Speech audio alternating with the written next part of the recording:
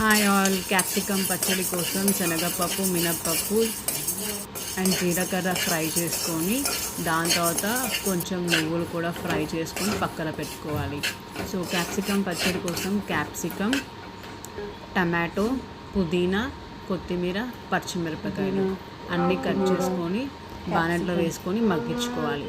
So అన్నీ వేసుకొని మగ్గించుకోవాలి. పచ్చిమిరపకాయలు, క్యాప్సికమ్, పుదీనా, కొత్తిమీర, పచ్చిమిరపకాయలు. సో అన్నీ బాగా మగ్గిన తర్వాత చల్లారా పెట్టుకొని మిక్సీకి వేసుకోవాలి. ఫస్ట్ ఇవన్నీ శనగపప్పు, మినప్పప్పు, నువ్వులు అన్నీ పౌడర్ వేసుకొని ఆ తర్వాత క్యాప్సికమ్ యాడ్ చేసుకొని సాల్ట్ యాడ్ చేసి మిక్సీ పట్టుకోవాలి.